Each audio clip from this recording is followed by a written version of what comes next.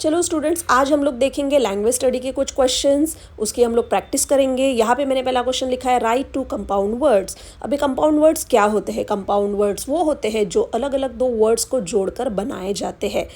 तो यहाँ पे हम लोग कुछ कंपाउंड वर्ड्स तैयार करेंगे। जैसे मैं पहला कंपाउंड वर्ड यहाँ पे लिख रही हूँ, ट्यूब प्लस लाइट। तो ये हमारा कंपाउंड वर्ड बन गया ट्यूब लाइट।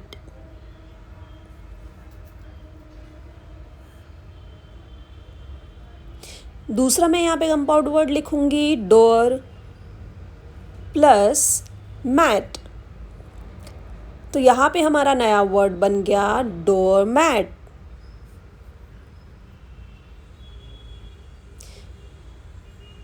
ट्यूबलाइट उसके बाद डोर मैट। तो इसी तरीके से हम कंपाउंड वर्ड बनाएंगे। सेकंड क्वेश्चन है pick out the infinitive from the sentence every child is free to grow. Now what is infinitive? Infinitive हमें ध्यान देना है कि वर्ब मतलब वर्ब के बेस फॉर्म के पहले हमेशा टू लगा होता है, वो हमारा हो जाएगा इन्फिनेटिव। तो जब भी आपको ये क्वेश्चन आएगा पिक आउट द इन्फिनेटिव, तो सेंटेंस में वर्ब देखना है जिसके आगे टू लगा हो, और लिखते समय वहाँ पे इन्फिनेटिव और उसके आगे हम लोग लिखेंगे टू ग्रो। हमेशा ध्यान रखना है टू ग्रो, टू से लेकर आगे का वर्ब फॉर्म भी हमें वहाँ पे लिखना है। टू ग्रो ये हमारा हो जाएगा infinitive. Make a meaningful sentence using the following phrase. What is phrase here? To look into. ये हमारा फ्रेज यहाँ पे दिया है और हमें इसको सेंटेंस में यूज करना है। सेंटेंस में वो फ्रेज आना ही चाहिए। यहाँ पे मैं लिख रही हूँ I like to look into your eyes when you talk. मैंने लिखा यहाँ पे I like to look into your eyes when you talk. यहाँ पे आपको टू लुक इनटू को अंडरलाइन भी करना है ताकि पता चले कि वो आपने कहाँ पे प्लेस किया है। अगला क्वेश्चन है frame sentences using the homograph to show the difference in their meaning. अभी होमोग्राफ का मतलब क्या होता है? होमोग्राफ मतलब ऐसे वर्ड जिसका स्पेलिंग सेम है, जिसका प्रोनाउंसिएशन सेम है, लेकिन उन वर्ड्स का मीनिंग टोटली डिफरेंट होता है। यहाँ पे हमारा होमोग्राफ है ट्रेन। ट्रेन से हम लोग ऐसे दो सेंटेंसेस बनाएंगे जिससे हमें उसका डिफरेंट मीनिंग पता चले। तो पहला सेंटेंस में यहाँ पे बना रही हूँ the train left from platform 2 at 4 PM। The train left from platform 2 at 4 PM। अभी दूसरा सेंटेंस हम लोग बनाते हैं यहाँ पे you must train your pets to obey you. You must train your pets to obey you. पहले वाले सेंटेंस में हमने जिस पर्पस से ट्रेन का इस्तेमाल किया है उसका मीनिंग होता है रेलगाड़ी जिससे हम लोग ट्रैवल करते हैं, और सेकंड वाले सेंटेंस में हमने ट्रेन का इस्तेमाल किया है उसका मीनिंग होता है किसी को ट्रेन करना, ट्रेनिंग देना। तो दोनों ही वर्ड का सेंटेंसेस में मीनिंग अलग अलग है, उसको हमें अंडरलाइन भी करना है ताकि उसका प्लेसमेंट हमें पता चले।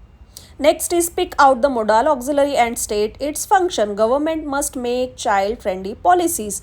सो यहाँ पे लिखते समय हम लोग आंसर में सबसे पहले लिखेंगे मॉडल ऑक्सिलरी, उसके सामने सेंटेंस में से मॉडल ऑक्सिलरी पिक करके लिखना है। तो यहाँ पे है must. Must is the model auxiliary of the sentence. उसके बाद उसका फंक्शन मतलब उसका काम क्या है इस सेंटेंस में। तो मस्ट का फंक्शन हमेशा होता है ऑब्लिगेशन, तो यहाँ पे आप लोग लिखोगे फंक्शन ऑब्लिगेशन।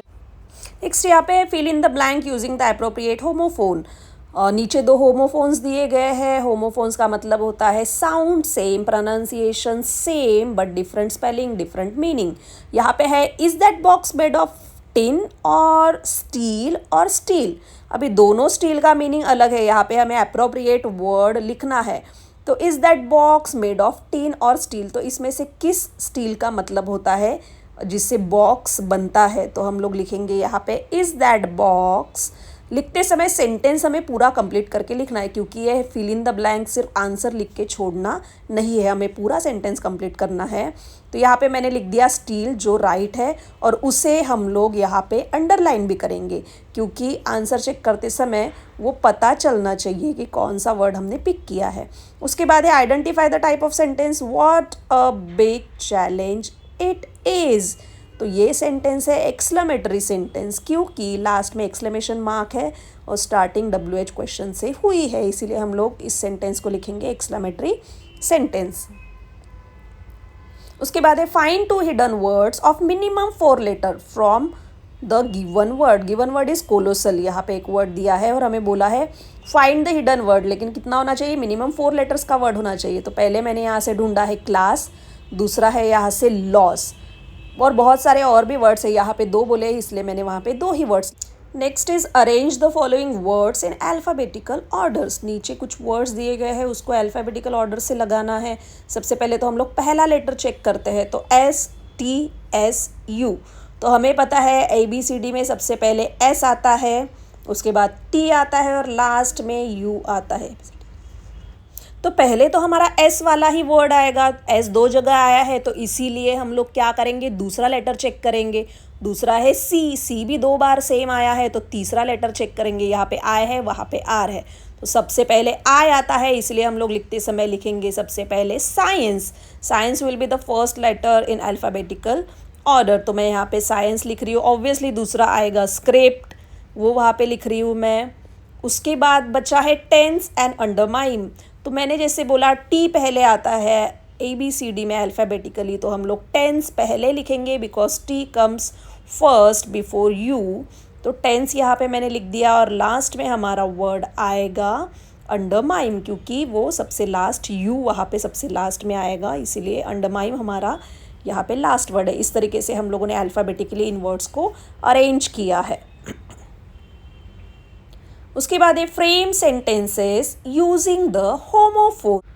अभी होमोफोन्स में हमेशा ध्यान रखना है, साउंड, फोन्स मतलब साउंड, साउंड सेम होता है लेकिन उसका स्पेलिंग भी डिफरेंट होगा और मीनिंग भी डिफरेंट ही होगा. हमें सिर्फ होमोफोन्स में ध्यान रखना है, sound will be the same. तो पहला वाला यहाँ पे है वेस्ट एंड सेकेंड भी वेस्ट ही है, मीनिंग दोनों का अलग अलग है. तो हमें उसके सेंटेंस बनाने हैं. पहला जो वेस्ट है उसका हम लोग सेंटेंस बनाएंगे. I am throwing my waste away. I am throwing my waste away. तो इस सेंटेंस से आपको पता चल गया होगा कि ये जो वेस्ट है उसका मतलब क्या है. वेस्ट मतलब जो कचरा होता है, गार्बेज होता है, उसे हम लोग वेस्ट बोलेंगे. जिस दूसरा वाला है the waist is too big for that belt. The waist is too big for that belt. तो इस सेंटेंस से आपको पता चल गया होगा कि इस वाले वेस्ट का मीनिंग क्या है.